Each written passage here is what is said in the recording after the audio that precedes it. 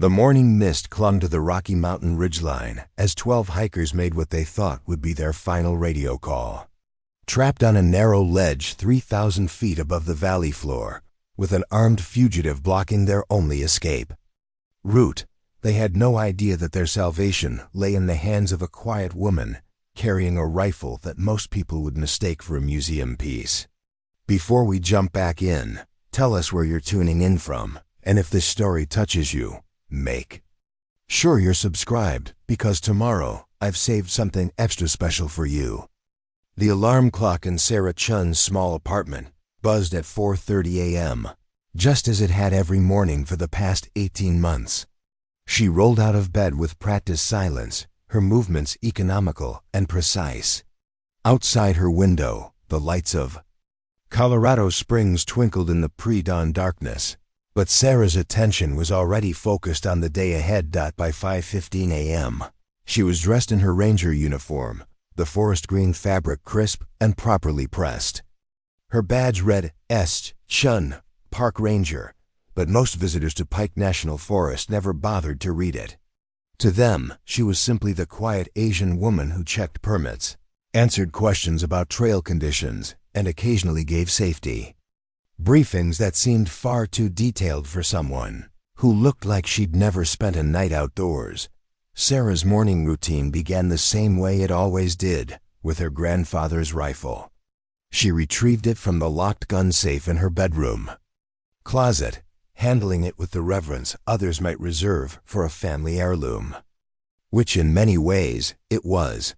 The weapon was a 1903 Springfield, manufactured in 1918 and carried through 2 wars by her great-grandfather, then her grandfather, before eventually finding its way into her hands.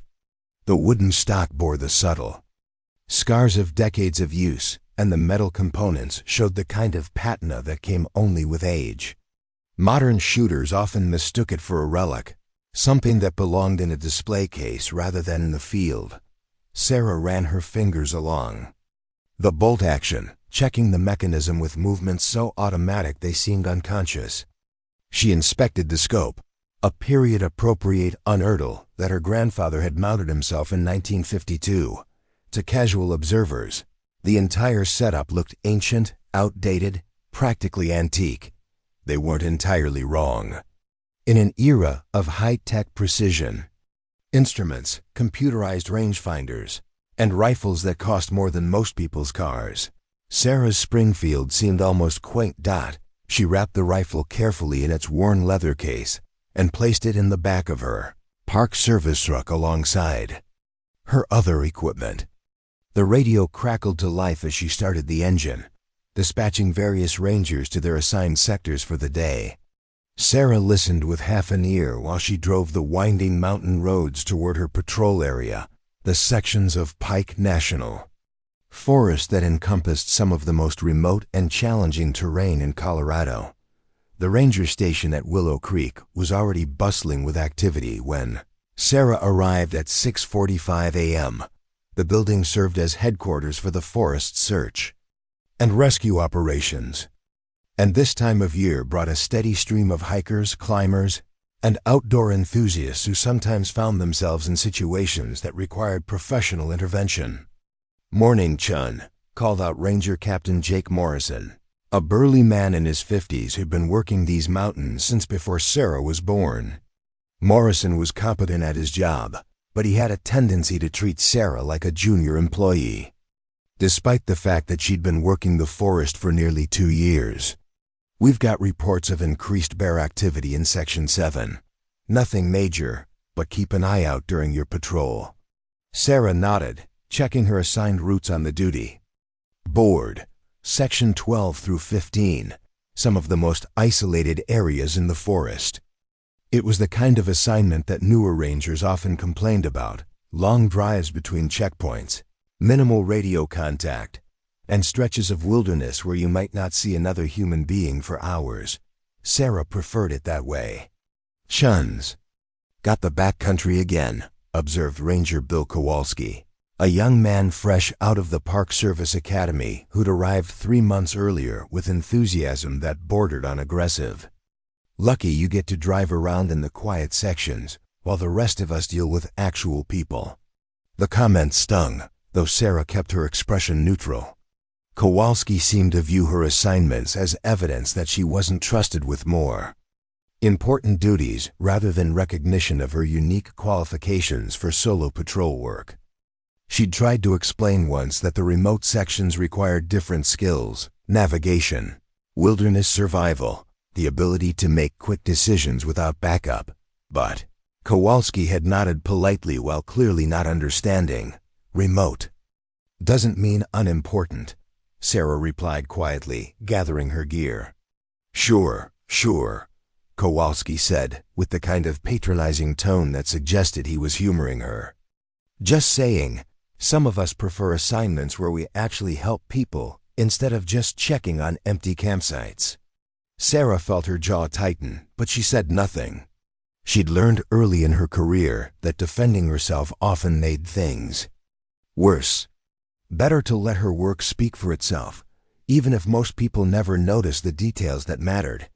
She loaded her truck with standard patrol equipment, first aid supplies, emergency shelter, rope and climbing gear, water purification, tablets, emergency rations, everything a ranger might need during a day in the wilderness. Then she added items that weren't standard issue: a military-grade GPS unit that she'd purchased herself, topographical maps that showed details most rangers never bothered to memorize, and a small notebook filled with her own observations about weather patterns, animal movements, and seasonal changes in the forest. Finally, she secured her grandfather's rifle in the truck's gun rack. Protocol required all rangers to carry firearms, but most carried modern semi-automatic rifles or shotguns designed for stopping bears or dealing with dangerous wildlife.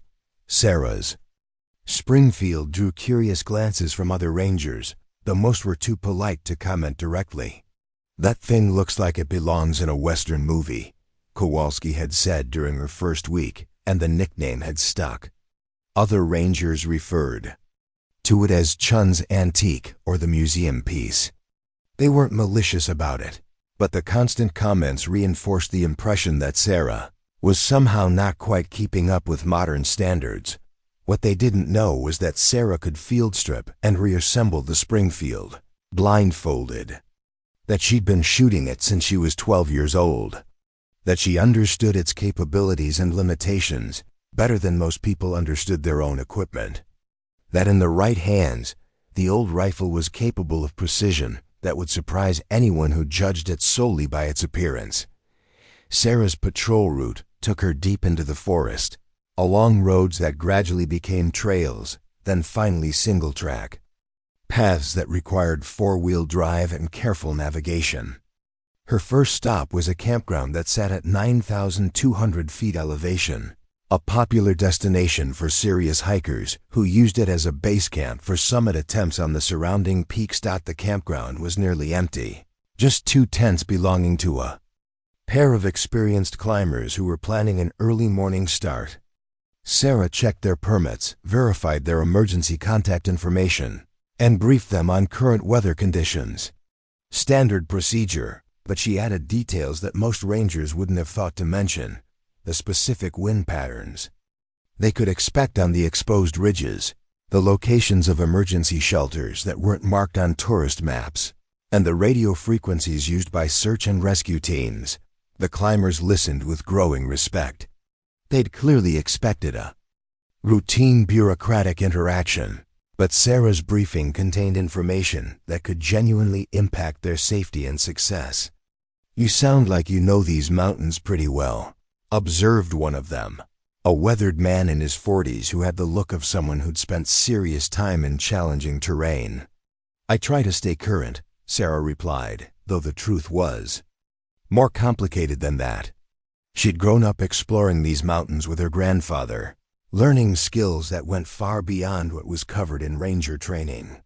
She knew the forest in all seasons, understood how weather moved through the valleys, could predict where water would flow during spring runoff and where snow would linger into late summer. Her grandfather had been a different kind of teacher than most people expected. A quiet man who'd served 2 tours in Korea as a sniper, he'd returned home with skills that seemed to have little application in civilian life. But in the Colorado wilderness, those skills had found new purpose. He'd taught Sarah to read terrain like a tactical map, to move through the forest without leaving traces, to observe and remember details that others missed. Most importantly, he'd taught her patience, the ability to wait, watch, and act only when action was necessary. It was a quality that served her well as a ranger, though it often made her seem passive or disengaged to colleagues who preferred more aggressive approaches to problem solving. Sarah completed her patrol route methodically, checking trail conditions, clearing minor debris from access roads, and updating her maps with new information about seasonal changes. She stopped at several remote monitoring stations that collected data on air quality, water levels, and wildlife movements.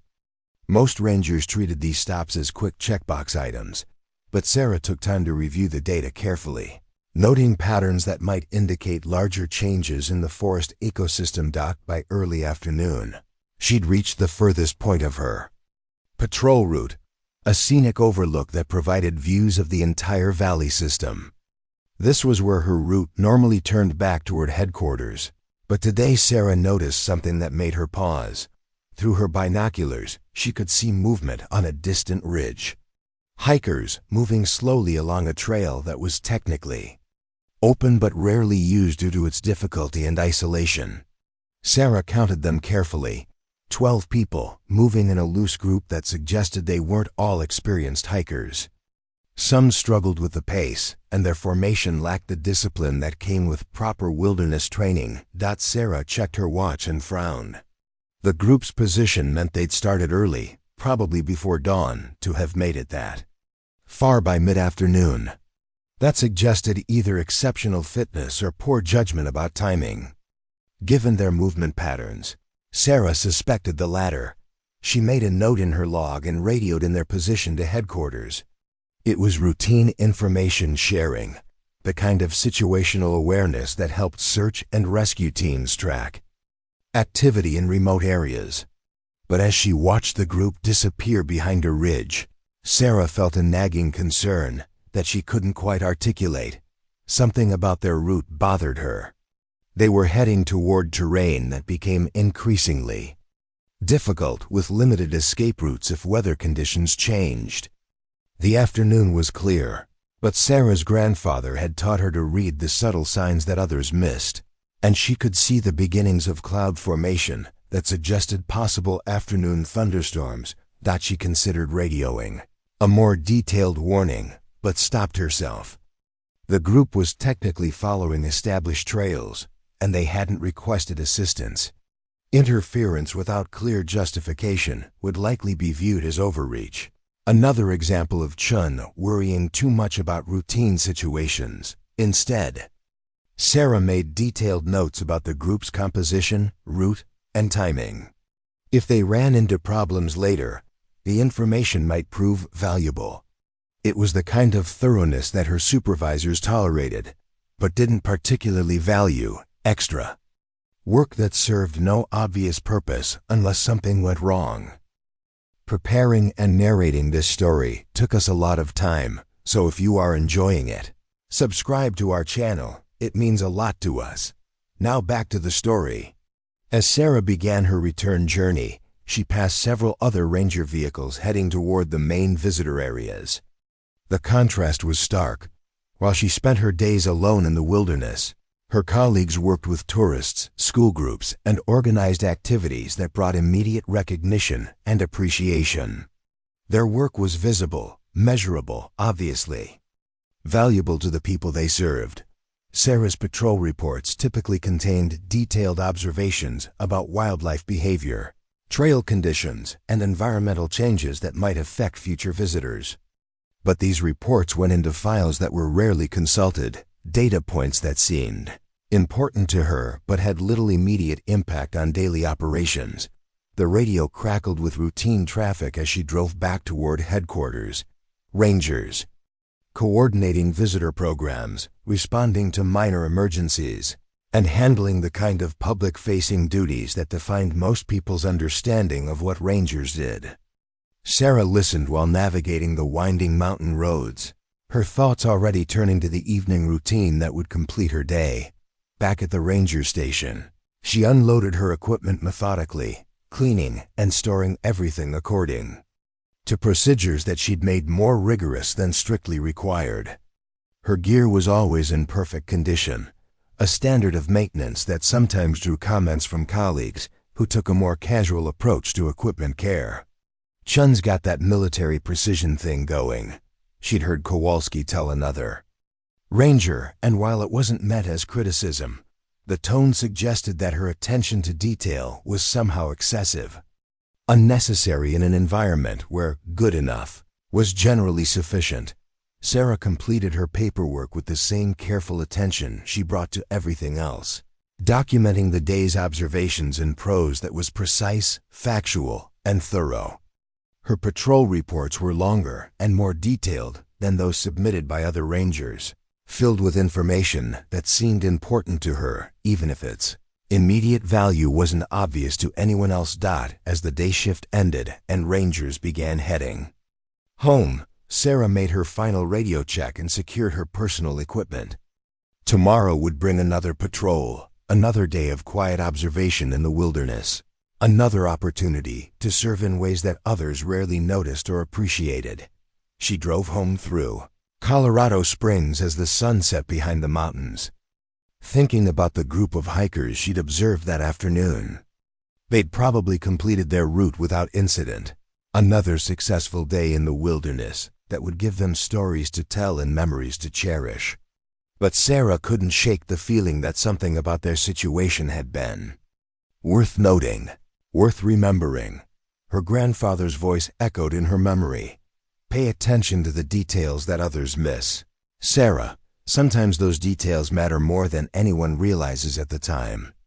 Tonight, as she cleaned and stored her grandfather's rifle before bed, Sarah had no way of knowing that tomorrow would bring a situation where every detail she'd ever learned would suddenly matter more than she could possibly imagine. The morning briefing at Willow Creek Ranger Station buzzed with an energy that Sarah hadn't seen in weeks. Captain Morrison stood at the front of the room, his expression more serious than usual as he addressed the assembled rangers. "We've got a situation developing," Morrison announced, tapping a detailed topographical map that covered most of the wall. "The Henderson County Sheriff's Department has requested our assistance in a manhunt. Armed fugitive, considered extremely dangerous, last seen heading into our jurisdiction near Devil's Canyon." Sarah felt her attention sharpen.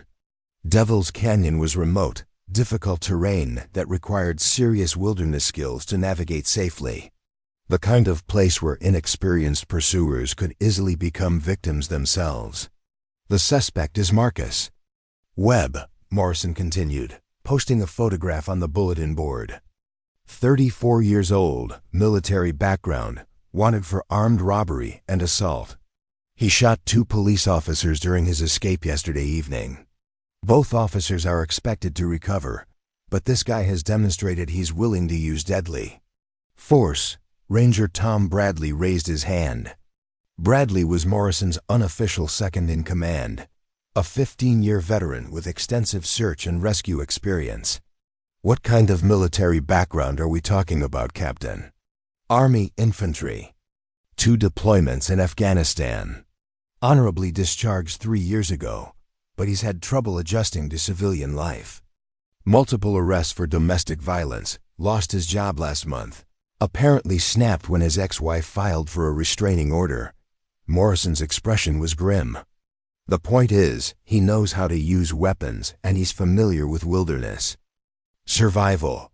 We're not dealing with some amateur who's going to give up when he gets hungry."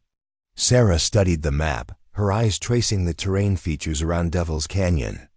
The area was a maze of steep ravines, dense forest, and rocky outcroppings that provided countless hiding spots. Traditional search techniques would be nearly useless in such terrain, especially against someone with military training who understood how to avoid detection. The sheriff's department is coordinating with state police and bringing in a tactical team, Morrison continued. Our job is to provide support, local knowledge, wilderness expertise, and additional search capability. I want teams of 2 rangers covering all the access points and likely escape routes. Ranger Kowalski leaned forward eagerly. Captain, I'd like to volunteer for the primary search team. I've got extensive tactical training from the academy, and I think my combat experience would be valuable in this situation. Sarah almost smiled despite the seriousness of the situation. Kowalski's combat experience consisted of a 6-month deployment to a supply depot in Kuwait where the biggest threat had been food poisoning from the mess hall. But he'd never let facts interfere with his self-image as a hardened warrior. Kowalski, you'll be paired with Bradley on the southern approach routes, Morrison decided. Martinez and Williams take the eastern trails. Patterson and Davis cover the northern perimeter. Sarah waited for her assignment, but Morrison seemed to have finished. Captain, she said quietly, where would you like me positioned? Morrison looked at her as if he'd forgotten she was in the room. Chun, I want you to coordinate communications from here at headquarters. Monitor radio traffic, update the situation board, liaison with the sheriff's department. That kind of thing. The assignment was a slap in the face, and everyone in the room knew it. Headquarters duty during a major operation was what you gave to rangers who couldn't be trusted in the field, or who lacked the skills necessary for serious police work. Sarah felt heat rise in her cheeks, but kept her voice level. Sir, I know the Devil's Canyon area better than anyone else in this room. I've patrolled those trails for 18 months, and I understand the terrain better than Chun, Morrison interrupted, his tone suggesting the discussion was over. This is a potentially violent confrontation with an armed suspect. We need experienced rangers in the field, people who can handle themselves in dangerous situations. Your job is to provide support from here. The room fell silent. Sarah could feel the eyes of her colleagues on her, some sympathetic, others awkwardly looking away. The message was clear. She wasn't considered capable of handling dangerous fieldwork. Ranger Bradley cleared his throat diplomatically. Captain, Chun does know that terrain pretty well. Maybe we could use her as a consultant, have her brief the teams on specific routes and hazards. It was a kind gesture, but it only emphasized how little respect Sarah commanded. Bradley was trying to throw her a bone, giving her a role that acknowledged her knowledge while keeping her safely away from any real action. Fine, Morrison agreed. Chun, give each team a quick briefing on their assigned areas, then get back here and man the radio. As the other rangers gathered their gear and prepared to deploy, Sarah found herself standing in front of the topographical map with a red marker, pointing out trail conditions and potential hazards like a tour guide. The irony wasn't lost on her. She was providing intelligence that could be critical to the success of the operation, but she wasn't trusted to act on that intelligence herself.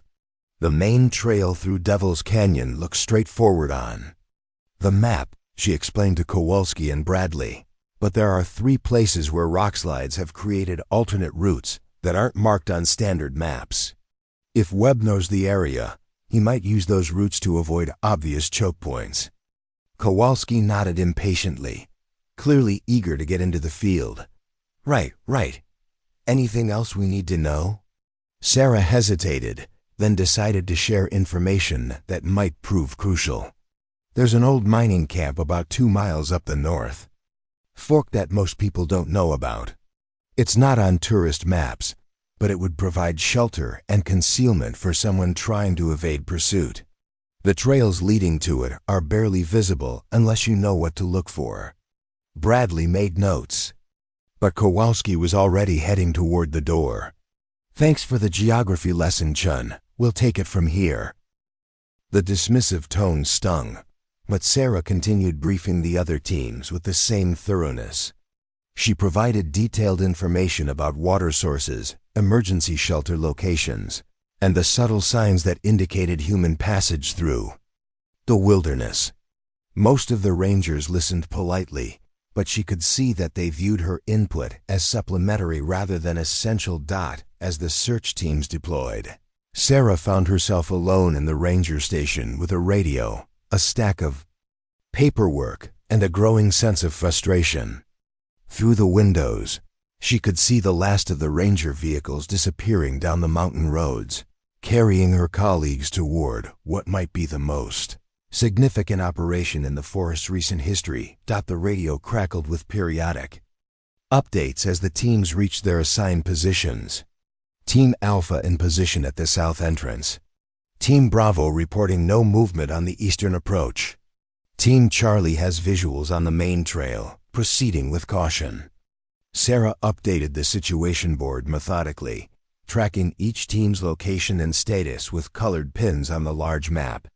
It was important work, but it felt like watching the action from the sidelines rather than participating in it. Around noon, the first real development came through the radio. Ranger Martinez's voice was tight with excitement. "Headquarters, this is Team Bravo. We've got what looks like fresh tracks on Trail 15, maybe 3 hours old. Requesting permission to pursue." Sarah grabbed the microphone. "Team Bravo, this is Base. Can you describe the track characteristics, size, depth, direction of travel?" Looks like boot prints heading north toward the canyon proper. Size 10. Or 11, maybe. Deep impressions, so probably carrying a heavy pack." Sarah studied the map, her grandfather's training automatically calculating possibilities. If Webb was on Trail 15 3 hours ago, moving north with a heavy pack, there were only a few places he could be now.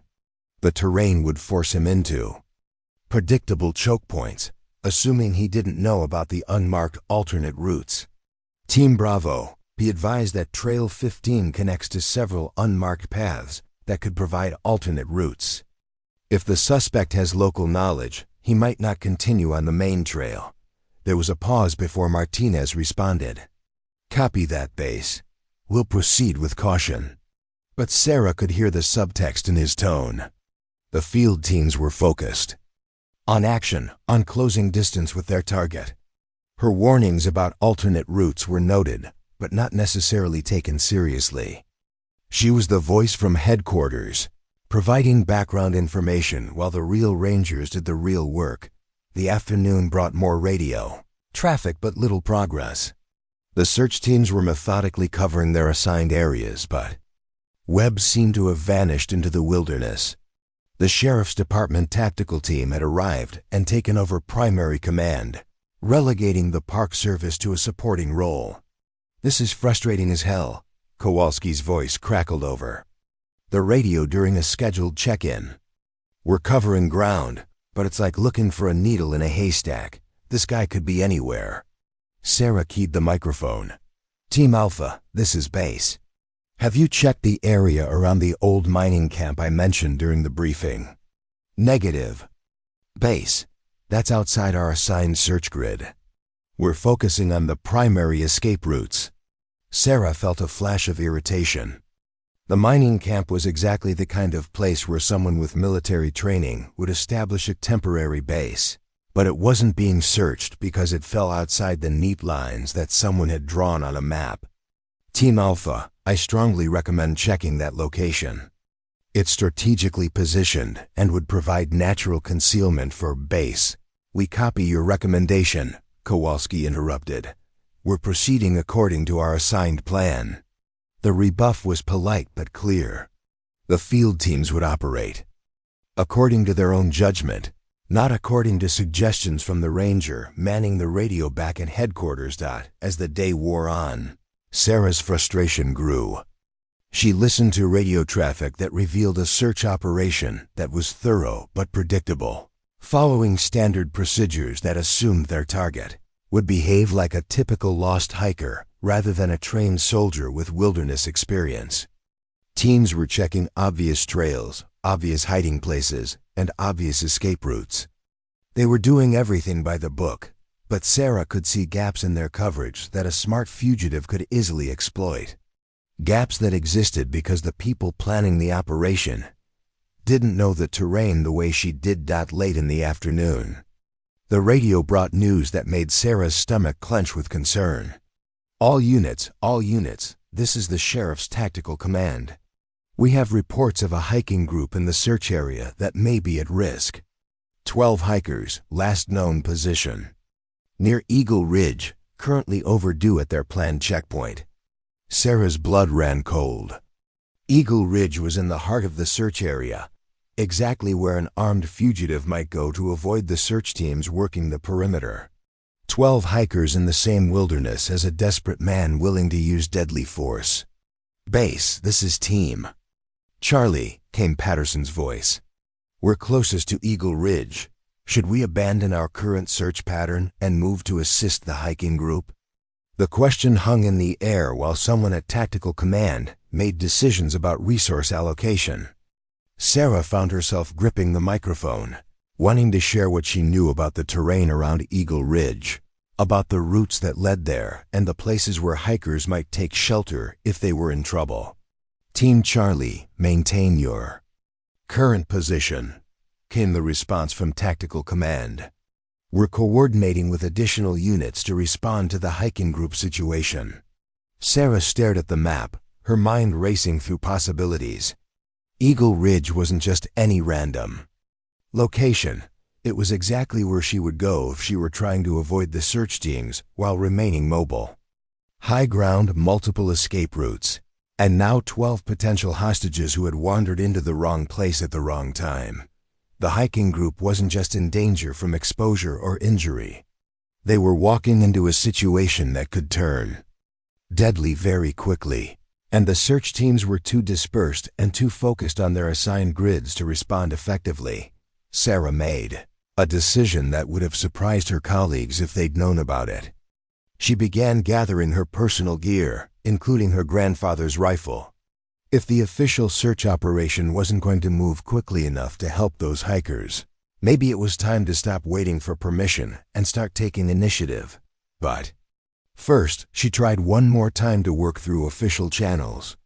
Tactical Command, this is Willow Creek Base. I have detailed knowledge of the Eagle Ridge area and specific information about terrain features that might be relevant to both the hiking group and the suspects' likely movements. The response was polite but dismissive. Copy that, Base. We'll take your information under advisement. Please maintain your position and continue monitoring communications. Sarah looked at the radio, then at the map, then at her gear. Sometimes the most important decisions were the ones you made when no one was watching. When following orders meant accepting outcomes you couldn't live with. Her grandfather's voice echoed in her memory. There's a difference between doing what you're told and doing what's right, Sarah. Sometimes they're the same thing. Sometimes they're not. As the sun began to set behind the mountains, and the radio chatter continued with its updates about search grids and coordination protocols, Sarah Chun quietly slipped out the back door of the ranger station and headed toward her truck. The 12 hikers on Eagle Ridge didn't know it yet, but they were about to discover that sometimes help comes from the most unexpected sources, carrying the most unlikely weapons. Detective Lisa Hoffman had been tracking fugitives for 12 years, and she'd learned to trust her instincts when something didn't feel right about an operation.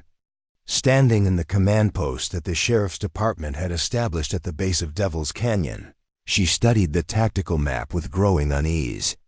We've got 17 officers and rangers spread across a 12-square-mile search area. Sheriff's Captain Ray Donnelly was explaining to the assembled team leaders. Standard grid pattern, with tactical teams positioned at primary escape routes. By tomorrow morning, we should have this guy cornered. Hoffman nodded politely, but privately she doubted it would be that simple. Marcus Webb wasn't some panicked amateur running blindly through the woods. His military record showed specialized training in evasion and survival, and the terrain they were searching was perfect for someone who knew how to use it strategically. "Captain," she said, "what kind of local intelligence do we have?" Someone who really knows this wilderness area and can think like our suspect? The Park Service has been providing support, Donnelly replied. Their rangers know the trails and can help with navigation, but this is fundamentally a law enforcement operation. We'll handle the tactical side. Huffman had worked enough interagency operations to recognize the subtle politics at play. The sheriff's department was maintaining control. The state police were providing backup, and the Park Service was being relegated to a support role. It was standard procedure, but it often meant that valuable local knowledge got filtered through multiple layers of command before reaching the people who needed it. She excused herself from the briefing and walked over to where several Park Service vehicles were parked. If there was local expertise available, she wanted to access it directly rather than waiting for it to percolate through official channels.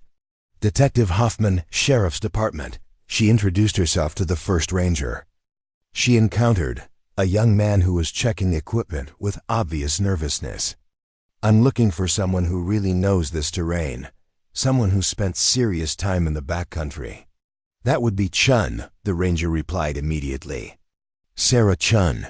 She's been patrolling the remote sections for over a year and knows every trail in the forest. But she's back at headquarters doing radio duty. Hoffman felt her instincts prickle. In her experience, the person with the most relevant knowledge was often the one who got assigned to the least visible role. Why isn't she out here? The ranger looked uncomfortable. Well, you know, this is a pretty dangerous situation. Captain Morrison probably wanted to keep the less experienced people in safe positions. Less experienced? I mean, Chun's good at the routine stuff, checking permits and maintaining trails. But this kind of operation requires people who can handle themselves in confrontational situations.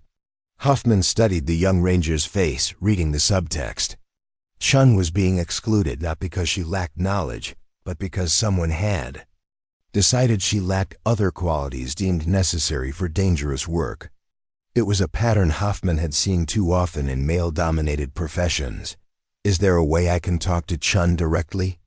20 minutes later, Hoffman was driving up the winding road to Willow Creek Ranger Station, her unmarked police car climbing steadily through the mountain darkness. The radio chatter from the search teams provided a constant background of position. Reports and negative contacts, the steady rhythm of a methodical operation that was covering ground without making progress. The ranger station was mostly dark when she arrived. Just a few windows showing light in what appeared to be the communications center. Hoffman knocked on the front door and waited until it was opened by an Asian American woman in ranger uniform who looked to be in her late 20s. Ranger Chun? I'm Detective Hoffman, Sheriff's Department. I was hoping to talk with you about the search operation. Sarah looked surprised but stepped aside to let her enter. Of course, Detective.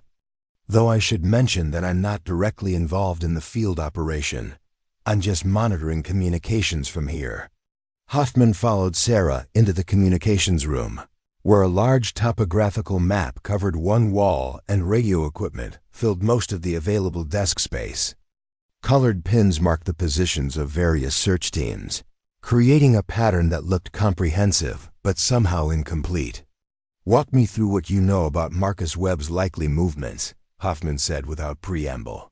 She'd learned that direct questions often produced more useful information than diplomatic small talk. Sarah hesitated for a moment, then moved to the map.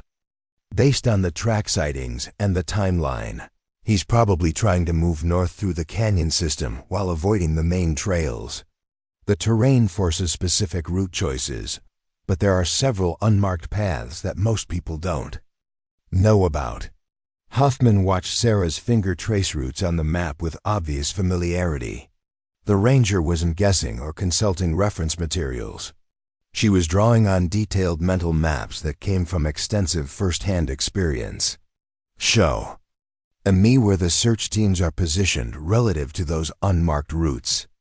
Sarah placed additional pins on the map, and Hoffman immediately saw the problem.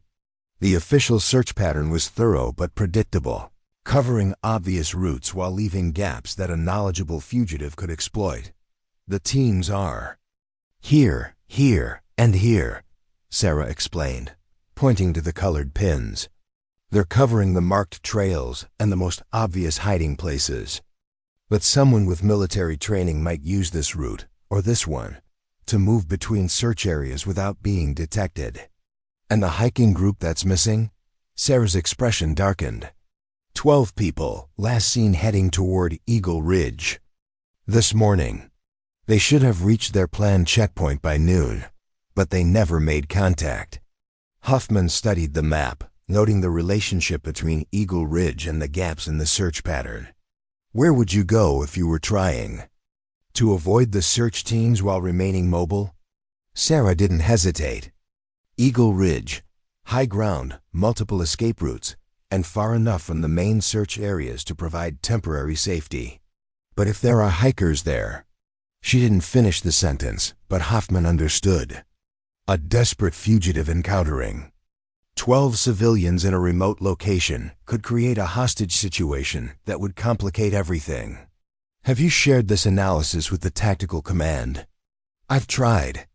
But they're focused on their established search grids, and they're not necessarily interested in input from headquarters personnel. Hoffman recognized the frustration in Sarah's voice. It was the same tone she'd heard from dozens of competent professionals who'd been marginalized because they didn't fit someone's preconceptions about who belonged in dangerous situations. What's your background, Chen? Before the Park Service, I mean. Sarah seemed reluctant to answer, but something in Hoffman's manner suggested that evasion wouldn't work. I grew up in these mountains. My grandfather taught me wilderness skills, including some things that aren't typically covered in ranger training. What kind of things? Tracking, navigation, observation techniques. He served in Korea. He believed that understanding terrain and human behavior was a survival skill. Hoffman sensed there was more to the story, but before she could probe further, the radio crackled with urgent traffic. All units, this is Team Bravo. We've got a situation at coordinates 3947 by 1052. Possible shots fired. Request immediate backup. Sarah grabbed the map coordinates and quickly located the position. That's near the North Fork of Devil's Canyon, about 2 miles from Eagle Ridge. Hoffman felt pieces clicking together in her mind.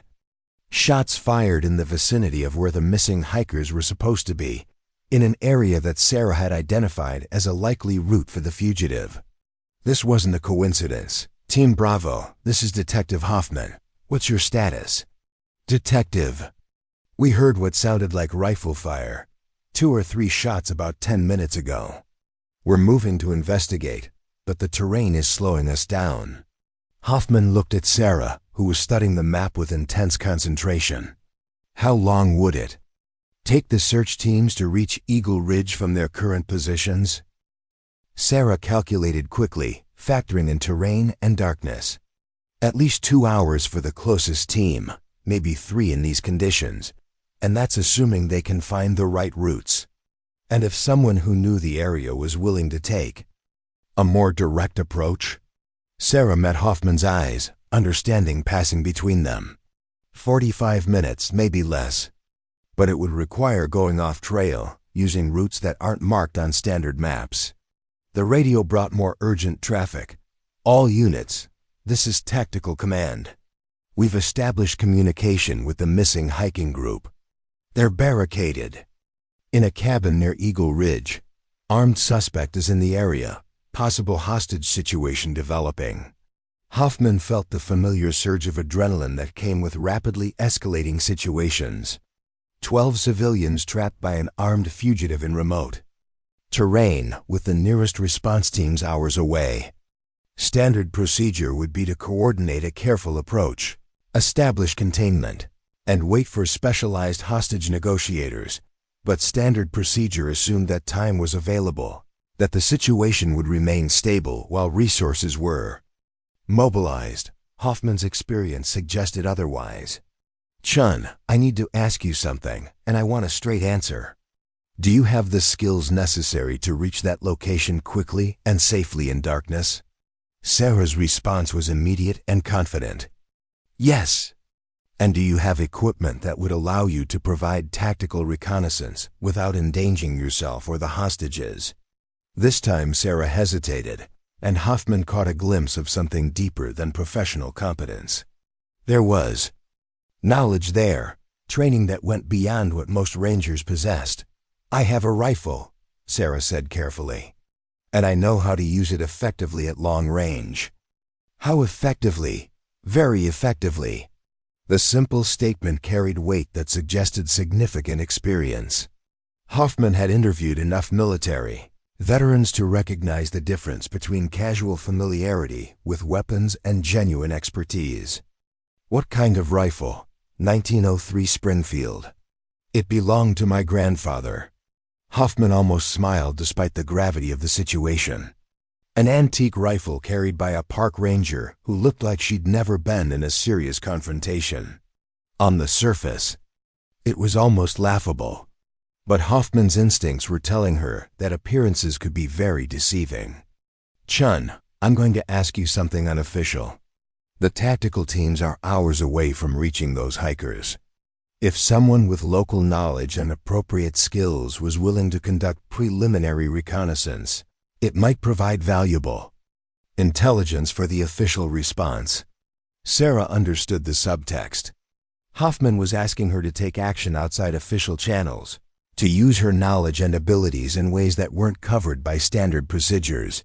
Detective, I should mention that I'm not officially qualified for tactical operations. My role is support, not field work. Sometimes the most qualified person isn't the one with the official credentials. Sarah looked at the map, then at the radio, then back at Hoffman. When she spoke, her voice carried a quiet determination that surprised the detective with its intensity. Give me 20 minutes to gather my equipment. As Sarah moved through the ranger station collecting gear with practiced efficiency, Hoffman observed her carefully. The young woman's movements were economical and purposeful, suggesting familiarity with preparing for dangerous situations. She handled her equipment with the kind of unconscious competence that came from extensive training. When Sarah emerged from the equipment room carrying her rifle case, Hoffman got her first look at the weapon that everyone seemed to dismiss as an antique. Even in its case, the Springfield looked different from modern tactical weapons, older and somehow more serious. Chun, one more question. When you say you can use that rifle effectively at long range, what exactly does that mean? Sarah met her eyes directly. It means that if someone needs to be stopped from hurting innocent people, and if I have a clear shot, I won't miss. The simple statement carried absolute conviction. Hoffman realized that she was looking at someone whose quiet competence concealed capabilities that would surprise everyone who had dismissed her as just another park ranger. Then let's go save some lives. As they prepared to leave the ranger station, neither woman knew that they were about to discover just how much courage and skill could accomplish when official procedures weren't enough to protect innocent people. RADIO continued its stream of updates from search teams that were methodically following protocol while 12 hikers waited in darkness for help that might not arrive in time, but help was coming. Carried by a woman with an ancient rifle who had spent her entire life preparing for a moment she'd never expected to face, the beam of Sarah's headlamp cut through the mountain darkness as she and Detective Hoffman made their way up the steep trail toward Eagle Ridge. They'd been climbing for 30 minutes, following a route that existed more in Sarah's memory than on any official map. The path was treacherous in daylight. In darkness, it required absolute confidence in every footstep. How much further? Hoffman whispered, her breathing labored from the altitude and pace. Maybe 15 minutes to the observation point, Sarah replied without slowing. She moved through the terrain with fluid certainty, reading the landscape through her feet and instincts honed by years of mountain travel. From there, we'll be able to see the cabin where the hikers are trapped. Behind them, the lights of the search operation twinkled in the valley like distant stars. Radio chatter from the tactical teams provided a constant reminder that the official response was still hours away from reaching the crisis site. Every few minutes, Hoffman checked in with the command post, receiving updates that painted an increasingly dire picture. "The suspect has made contact with our negotiator," came the latest report through Hoffman's earpiece. "He's demanding a vehicle and safe passage out of the area. Says he'll start shooting hostages if we don't comply within 2 hours." Sarah felt her jaw tighten. 2 hours was longer than it would take the tactical teams to reach Eagle Ridge, but not by much. And Marcus Webb had already demonstrated his willingness to use violence against law enforcement. 12 innocent hikers were about to become bargaining chips in a standoff that could easily turn deadly. "Any word on the hostages' condition?" Hoffman asked quietly into her radio. "One injured, possibly shot in the initial encounter.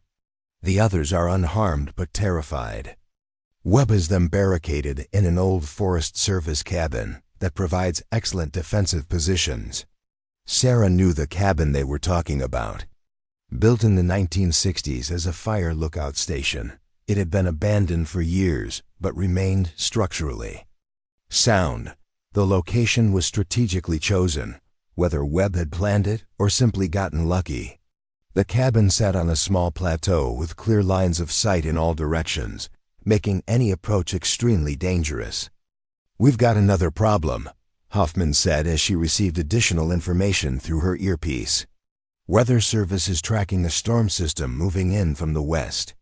Heavy rain, possible lightning strikes. If this turns into a prolonged standoff, conditions are going to deteriorate rapidly." Sarah looked up at the sky, where stars were already being obscured by advancing clouds. Her grandfather had taught her to read weather patterns, and she could see the signs of an approaching storm that would make any rescue operation exponentially more difficult. They reached the observation point just as the first radio contact came through from the trapped hikers themselves. The voice was shaky but clear, a young woman trying to maintain composure under impossible circumstances. "This is Jenny Walsh. We're part of the Mountain Adventures hiking group.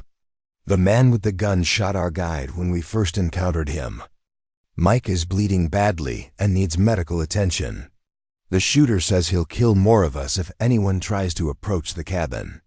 Sarah pulled out her binoculars and studied the target area. The Forest Service cabin was exactly where she remembered it, about 600 yards away across a narrow valley. Even in darkness, she could make out the structure's silhouette against the lighter sky beyond. "Can you see anything?" Hoffman asked. "The cabin, yes. But I need better light to assess the tactical situation." Sarah checked her watch. "Dawn is still 4 hours away, but we might get some moonlight if these clouds clear." As if responding to her words, a gap appeared in the cloud cover, allowing pale moonlight to illuminate the scene below. Sarah adjusted her binoculars and began a systematic survey of the terrain around the cabin. What she saw made her stomach clench with professional concern. Webb had chosen his position well. The cabin sat on elevated ground with cleared fields of fire in all directions. The only approaches were across open ground that would expose any rescuer to concentrated rifle fire from a fortified position. "This is bad," Sarah murmured, more to herself than to Hoffman. "He's got perfect defensive terrain.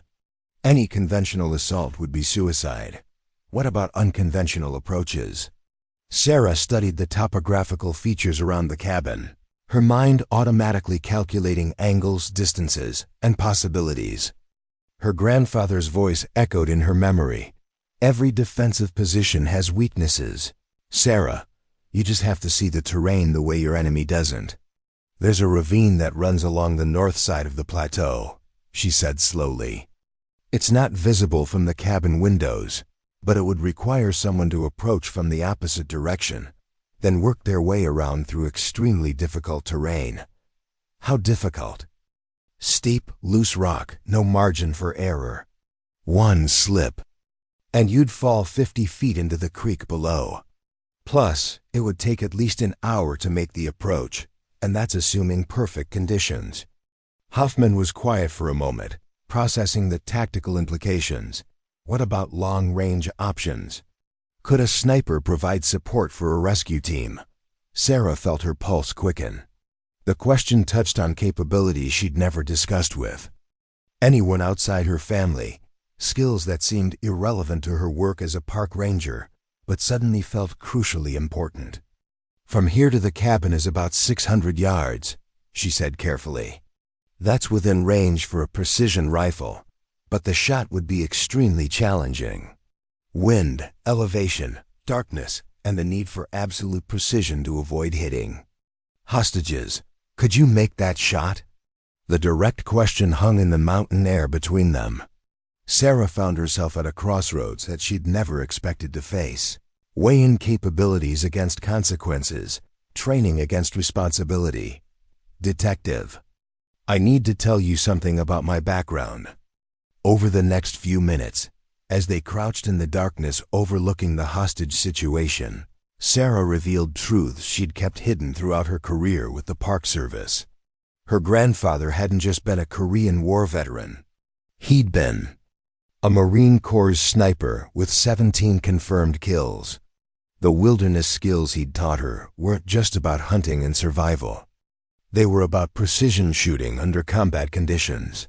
He started teaching me when I was 12, Sarah explained. Every weekend for 6 years, we'd come up into these mountains. He'd set up targets at extreme ranges and teach me to read wind, calculate bullet drop, control my breathing and heartbeat. He said the skills might never be useful, but if they ever were, I'd need to be absolutely perfect. How good are you? Sarah was quiet for a long moment, remembering countless hours of practice, thousands of rounds fired at targets that most people couldn't even see. At 600 yards, in good conditions, I can put 5 shots through a target the size of a playing card. And in these conditions, I've never missed a shot that mattered. The simple statement carried absolute conviction. Hoffman realized she was talking to someone whose quiet competence concealed capabilities that would rival any military sniper. Their conversation was interrupted by another transmission from the hostage negotiator. Suspect is becoming increasingly agitated. He's moved one of the hostages to a window where we can see her, apparently as a demonstration that he's serious about his threats. The injured guide is in critical condition and needs immediate medical attention. Sarah raised her binoculars. Again, and this time she could see a figure silhouetted in one of the cabin windows. A young woman, clearly terrified, being used as a human shield to discourage any rescue attempt. He's escalating, Hoffman observed grimly. In my experience, this kind of behavior usually means he's building up to something violent. Another RADIO transmission confirmed her assessment. All units suspect has given us 1 hour to provide him with transportation and a clear escape route. He says if we don't comply, he'll start executing hostages one by one. Sarah felt something cold settle in her stomach. 1 hour. The tactical teams were still at least 90 minutes away, even if they abandoned caution and moved as quickly as possible through treacherous terrain and darkness. We need to do something, she said quietly. We need to do something smart, Hoffman corrected. Going off half-cocked could get those people killed. Sarah studied the tactical situation with fresh eyes, applying everything her grandfather had taught her about problem-solving under pressure. The conventional approach waiting for the tactical teams to arrive and mount a coordinated assault would likely result in dead hostages. The terrain made a direct assault too dangerous, and Webb's military training meant he wouldn't make obvious mistakes that could be exploited. But there was another option, one that required capabilities most people didn't possess and equipment that most people would dismiss as inadequate. Detective, I think I know how to end this without anyone else getting hurt. Hoffman turned to study Sarah's face in the moonlight. I'm listening. The cabin has 2 windows facing this direction. Webb is using one to display hostages, which means he's probably positioned near the other one to watch for approaching threats. If I could get a clear sight line to that second window, I might be able to neutralize him without endangering the hostages. Might? Sarah was quiet for a moment, calculating odds and consequences. At 600 yards, with this rifle, in these conditions, I'm confident I can make the shot. The question is whether we can coordinate it with a rescue team approach that gets the hostages to safety immediately afterward. How immediate? Within seconds. If I take the shot and miss, or if I hit Webb but don't stop him immediately, he'll have time to hurt or kill hostages before anyone can reach them. Hoffman understood the stakes. They were talking about a precision shot that had to be perfect on the first attempt, with no opportunity for correction if something went wrong. What do you need? Sarah felt the weight of responsibility settling on her shoulders. Everything her grandfather had taught her, every hour of training, every shot she'd ever fired, had been preparation for a moment like this. The question was whether she had the courage to act on that preparation. I need to get into a position where I have a clear field of fire. That means moving closer, finding high ground with good sight lines, and waiting for Webb to expose himself. At the right angle. How long? 20 minutes to get into position, then we wait for the right opportunity. Another radio transmission crackled through the darkness. Suspect has moved to the window again. He's holding what appears to be a pistol to a hostage's head. This situation is deteriorating rapidly. Sarah made her decision. Detective, I'm going to take that shot. But I need you to coordinate with the tactical teams so they're ready to move the instant Webb goes down. Sarah, are you absolutely certain you can make this work? Sarah thought about her grandfather's words. Confidence comes from preparation. Sarah, when the moment arrives, you don't think about success or failure. You simply do what you've trained to do. I'm certain. As they prepared to move into shooting position, neither woman knew. They were about to discover whether a lifetime of training with an antique rifle would be enough to save 12 innocent lives from a situation that conventional tactics couldn't resolve. The storm clouds continued gathering overhead, and time continued running out for the hostages. Trapped in the cabin below, Sarah's hands moved with practiced precision as she assembled her shooting position on the rocky outcrop overlooking the valley.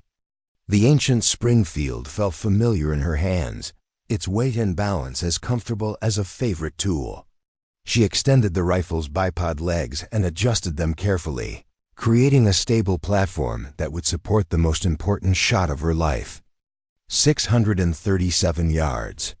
Sarah had ranged the distance 3 times with her grandfather's old rangefinder, a mechanical device that looked primitive compared to modern laser units, but had never let her down. The measurement was precise, but precision was only the beginning of the calculations required for an accurate shot at extreme range. Wind is variable, gusting from the southwest at 8 to 12 knots. She murmured, more to herself than to Detective Hoffman, who crouched beside her with radio equipment and binoculars. Temperature is dropping, humidity rising with the incoming storm. Pressure is falling. Sarah's mind ran through the ballistic calculations automatically, mental mathematics that her grandfather had drilled into her until they became as natural as breathing. Bullet drop at this range would be approximately 18 inches. Wind drift could push the shot left or right by several inches depending on gusts. The decreasing temperature would affect muzzle velocity slightly, requiring adjustment for the changed trajectory. How long do you need? Hoffman whispered. I'm ready now. But I need Webb to present himself as a target, and I need to be certain no hostages are in the line of fire. Through her rifle scope, Sarah could see the cabin's windows clearly despite the darkness.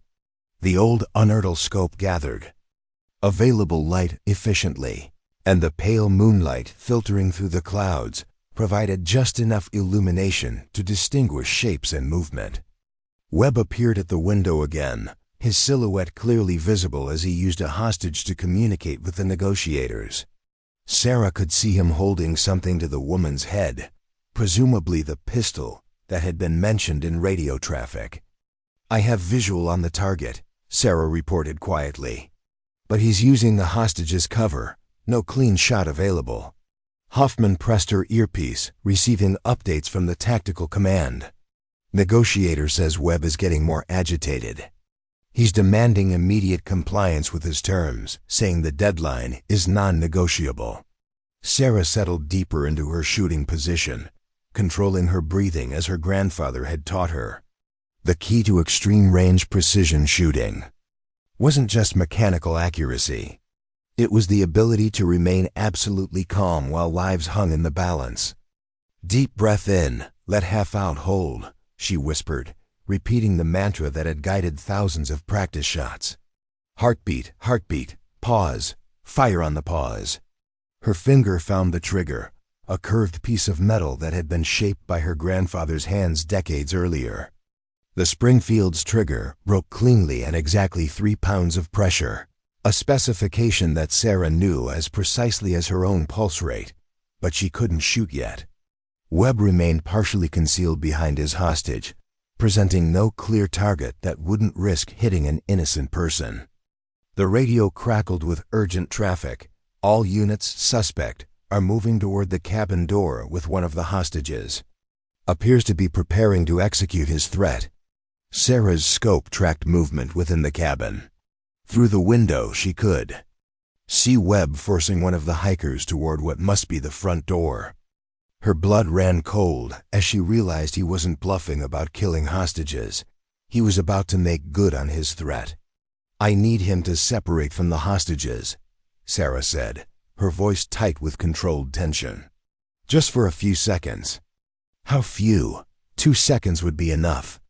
Hoffman spoke rapidly into her radio, coordinating with the tactical teams that were still working their way toward Eagle Ridge through the darkness.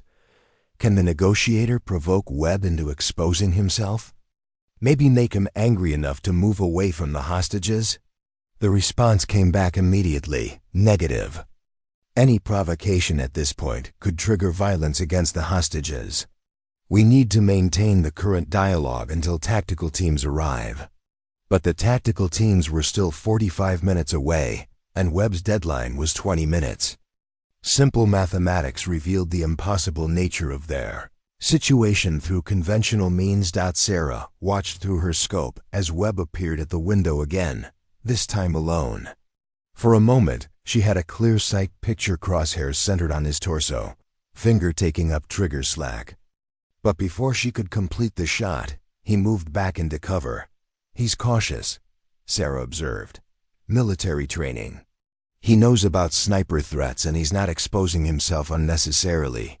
Can you still make the shot when he does expose himself?" Sarah considered the question honestly. Webb wasn't presenting stationary targets. He was moving with the kind of tactical awareness that made precision shooting exponentially more difficult. Success would require not just accuracy, but perfect timing and the ability to track a moving target at extreme range. "If I get a clean shot, yes. But it has to be perfect on the first attempt. Miss, and he disappears into cover forever." The radio brought news that made Sarah's stomach drop. Hostage situation escalating. Suspect has fired a warning shot inside the cabin. Hostages are screaming. He's demanding immediate transportation, or he says he'll start executing people in 60 seconds. 60 seconds. Sarah felt time compressing around her, decades of training focusing into the next few moments. Everything her grandfather had taught her about patience, precision, and courage was about to be tested under the most extreme circumstances possible. "Detective, I need you to do something for me," Sarah said, her voice absolutely calm despite the chaos unfolding below. "Contact the negotiator and tell them to ask Webb about military service. Keep him talking about his deployments, his unit. Anything that might make him feel like someone understands his situation." Why? Because talking about military service might make him relax his guard for just a moment. Soldiers like to tell war stories, even in situations like this. Hoffman relayed the request, And within moments, the negotiator was engaging Webb in conversation about his time in Afghanistan. Through her scope, Sarah could see Webb responding, his posture changing slightly as he discussed his military background. "That's it," Sarah whispered. "Keep him talking." Webb moved closer to the window, his guard dropping as he became engaged. In conversation with someone who seemed to understand his military experience. For the first time since Sarah had been observing him, he stepped fully into view at the window, no hostage in sight. Sarah's crosshairs settled on the center mass of Webb's torso.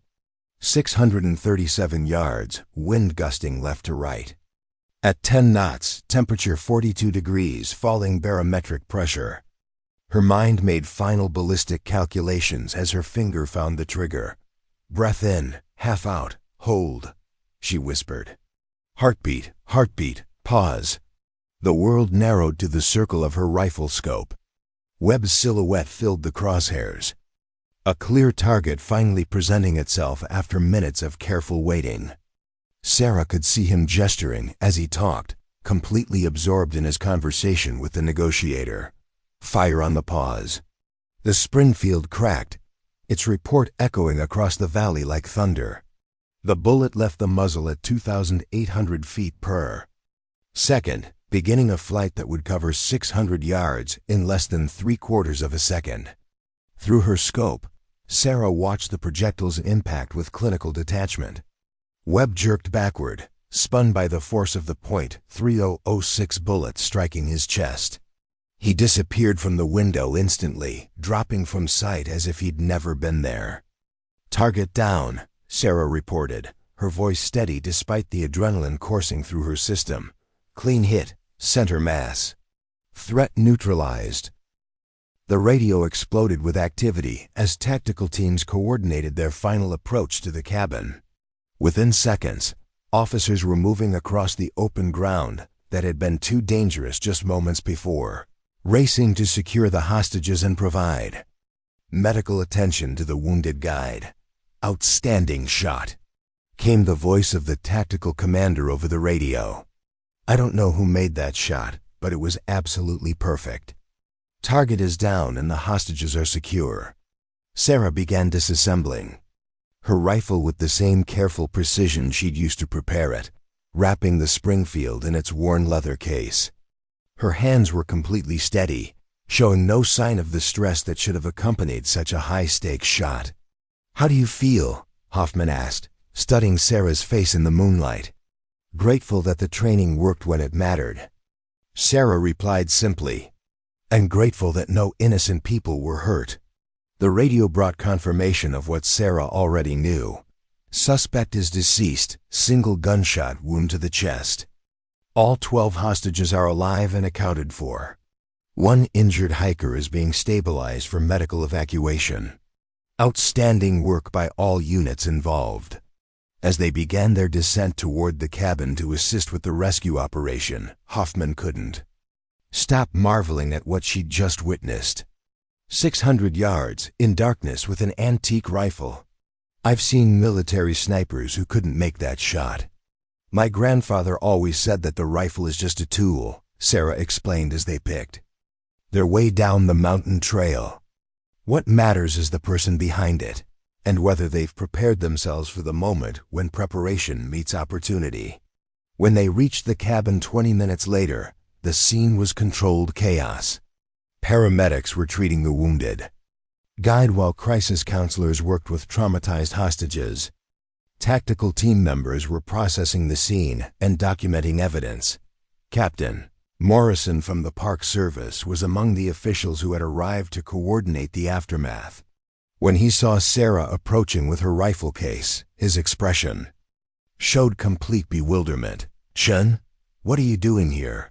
You were supposed to be manning the radio at headquarters." Detective Hoffman stepped forward before Sarah could respond. "Captain, Ranger Chun provided critical intelligence that allowed us to resolve this situation. Her knowledge of the terrain and her tactical expertise were instrumental in saving 12 lives."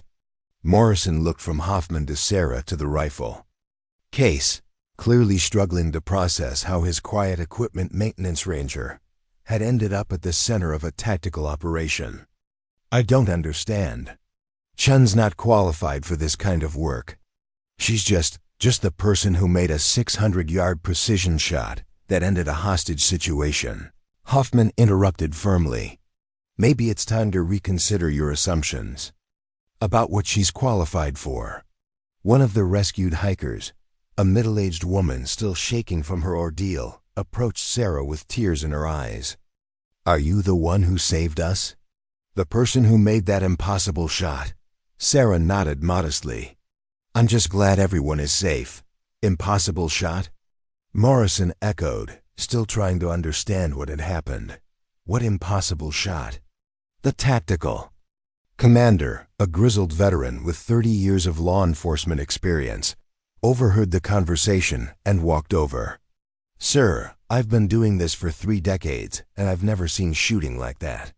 637 yards. Single shot, perfect placement. Whoever took that shot has skills that most military snipers would envy. All eyes turned to Sarah, who stood quietly beside her rifle case, looking more like a park ranger who'd gotten lost than someone who just performed one of the most remarkable feats of marksmanship anyone present had ever witnessed. That would be Ranger Chun, Hoffman said, unable to keep the pride out of her voice. Using a rifle that most people would put in a museum. Morrison stared at Sarah as if seeing her for the first time. Chun, I need to understand something. How did you learn to shoot like that? Sarah met his eyes calmly. My grandfather taught me, sir. He believed that if you're going to do something, you should learn to do it right. As the first light of dawn began to break over the mountains, illuminating the successful rescue operation, Sarah Chun stood quietly among the officials and first responders who were trying to process what they'd witnessed. The quiet ranger with the antique rifle had just accomplished something that would become legend in law enforcement circles. But she seemed more interested in helping load the wounded guide into the medical helicopter than in accepting credit for her extraordinary marksmanship. Sometimes the most important shots are taken by the people no one expects to make them, using tools that others have dismissed as inadequate, in moments when everything depends on skills that were learned in private and tested in silence. Sarah's grandfather would have been proud. The conference room at Pike National Forest headquarters had never hosted a meeting quite like this one.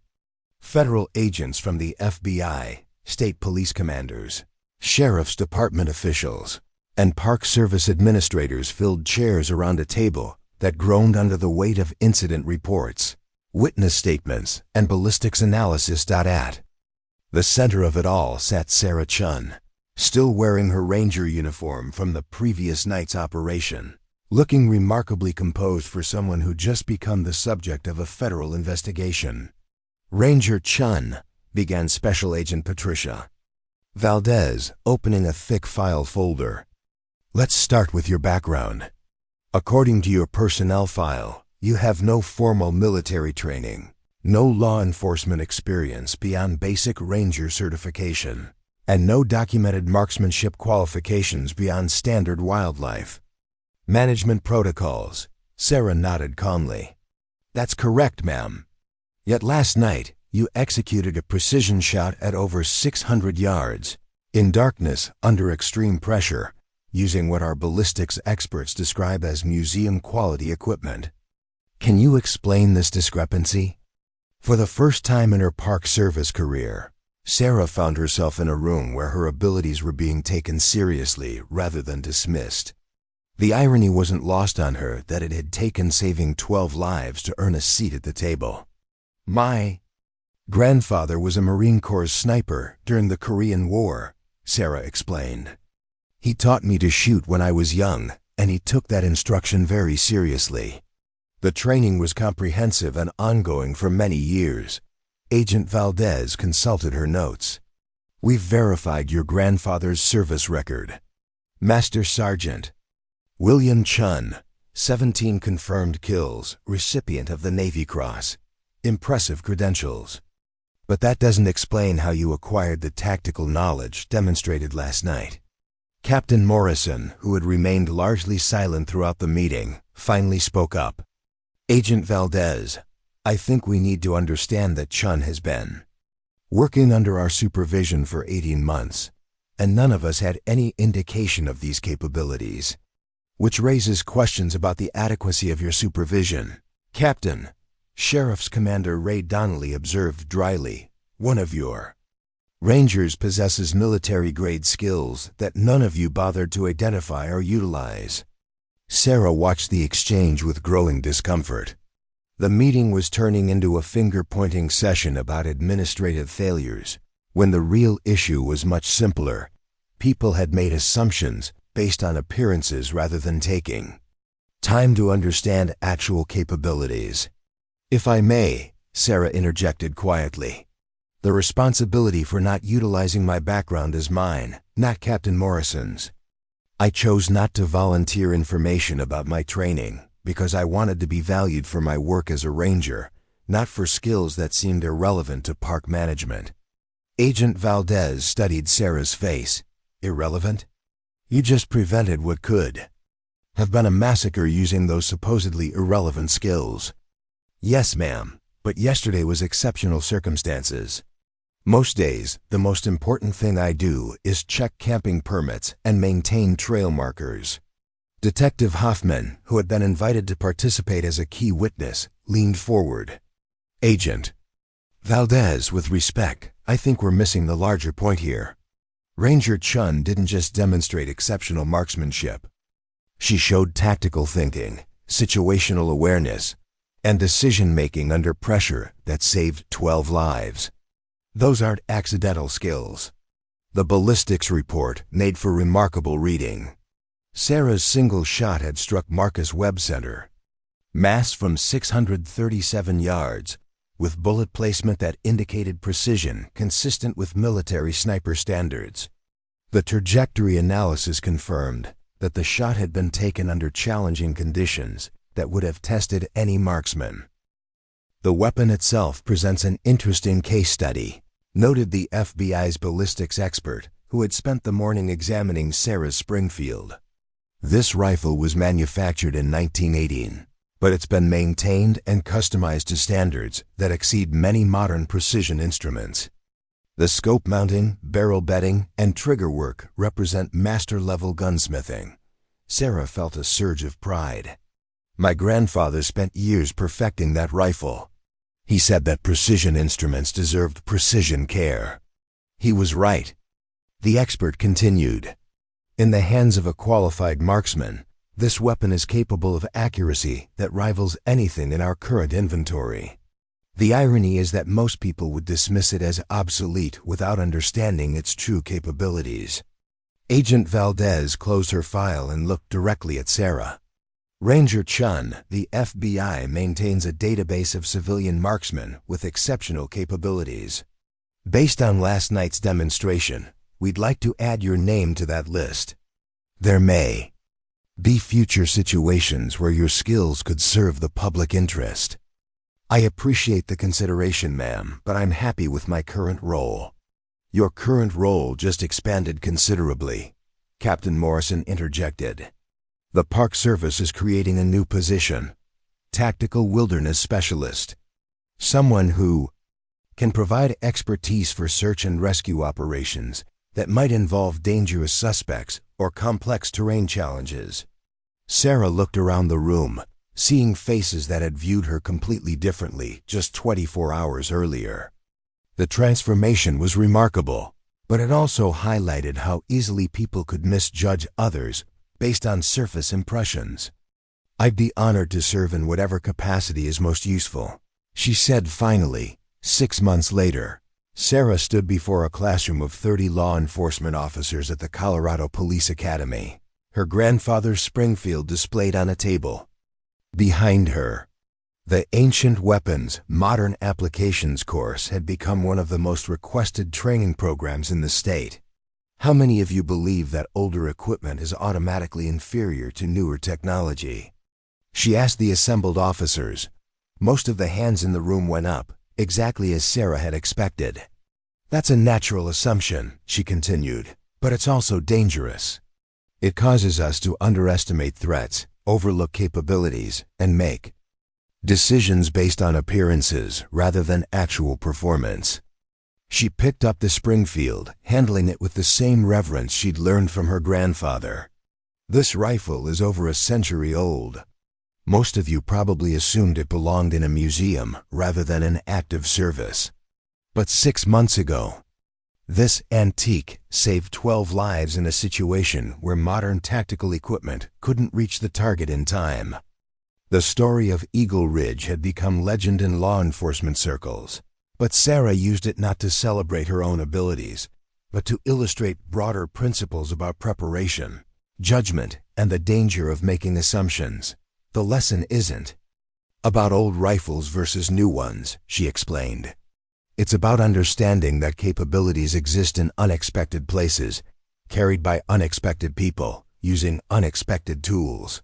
Your job as officers is to recognize and utilize those capabilities, rather than dismissing them because they don't fit conventional patterns. One of the students raised her hand. How do we identify hidden capabilities in people we work with? Sarah smiled, remembering her own experience of being overlooked and undervalued. Ask questions, listen to answers. Look beyond surface appearances. The quiet person checking equipment might have skills that could save your life. The old-timer with outdated gear might understand principles that newer technologies haven't improved upon. After class, Sarah returned to her office at the newly created Tactical Wilderness Operations Center. The facility combined traditional park ranger functions with specialized capabilities for complex search and rescue operations.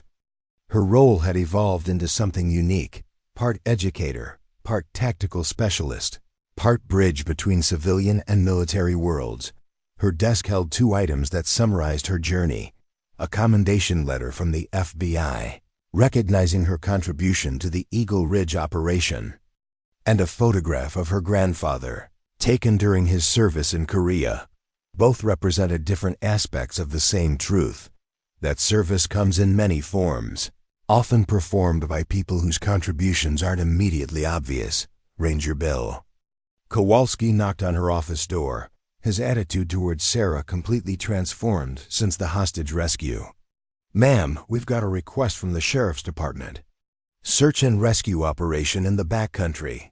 Possible armed suspect involved.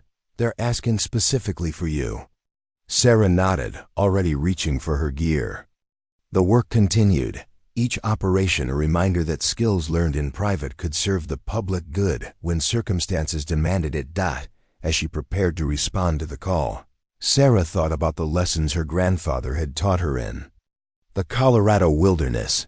He'd never expected those skills to be tested in a hostage rescue, but he'd prepared her for whatever might come by teaching her to be precise, patient, and ready. "Excellence doesn't announce itself," she murmured, repeating one of his favorite sayings. "It just waits quietly until it's needed." The quiet ranger with the ancient rifle had discovered that sometimes the most important service is performed by people who never expected to be heroes, using tools that others have dismissed. In moments when everything depends on being exactly who you've always been, her grandfather's Springfield waited in its case, ready for the next time precision would matter more than perception. When old wisdom would prove more valuable than new assumptions. Sometimes the most important shots are taken by the people no one expects to make them.